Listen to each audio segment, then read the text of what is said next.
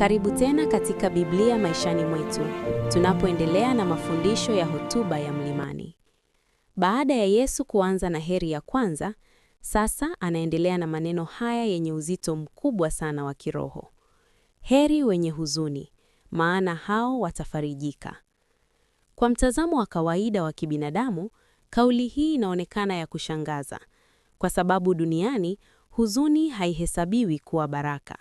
Huzuni huonekana kama udhaifu, kushindwa au hali ya kuepukwa. Lakini Yesu hapa anafunua siri ya ufalme wa Mungu, kwamba kuna huzuni inayompendeza Mungu na kuna faraja ambayo dunia haiwezi kuitoa. Yesu hazungumzii tu huzuni ya kumpoteza mtu au kitu, ingawa Mungu anajali hata machozi hayo. Lakini hapa Yesu anaingia ndani zaidi. Anazungumzia huzuni ya moyo unaotambua hali yake mbele za Mungu. Huyu ni mtu ambaye baada ya kuelewa umaskini wa roho wake, sasa anaona dhambi kwa uzito wake halisi. Sio mtu anayejitetea. Sio mtu anayehakikisha ana visingizio. Ni mtu anayehuzunika moyoni kwa sababu amemkosea Mungu. Ni mtu anayekiri, anayelia kwa ndani na anayetamani kubadilishwa. Hii si huzuni ya majuto ya kawaida. Wapo wanaohuzunika kwa sababu wameaibika au wamekamatwa, lakini hawabadiliki. Lakini Yesu anazungumzia huzuni inayoleta toba ya kweli. Huzuni inayomrudisha mtu kwa Mungu, sio kumkimbiza.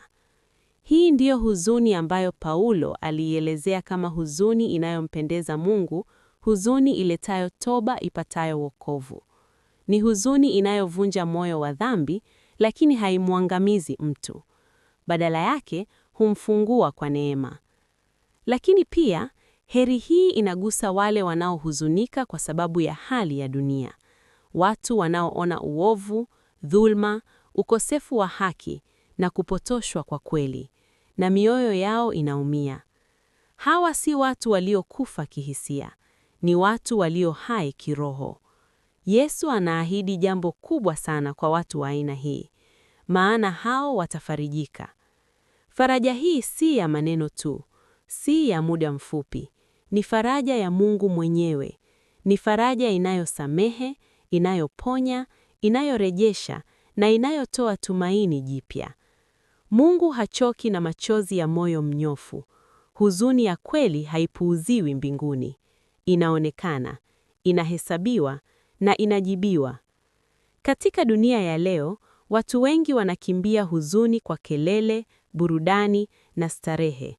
Lakini Yesu anasema, baraka iko kwa yule anayekaa kimya mbele za Mungu, anayekiri ukweli wake na anayemruhusu Mungu afanye kazi ndani yake. Hii si heri ya udhaifu, ni heri ya uaminifu. Ni heri ya moyo uliovunjika lakini usio mgumu. Ni heri ya mtu anayechagua ukweli kuliko kujificha. Asante kwa kuendelea nasi katika Biblia maishani mwetu. Katika kipindi kijacho, tutaendelea na heri inayofuata na kuona jinsi Yesu anavyojenga tabia ya raia wa ufalme wa mbinguni hatua kwa hatua. Hii ni Biblia maishani mwetu. Tunaishi neno, tunalitafakari na tunaruhusu litubadilishe.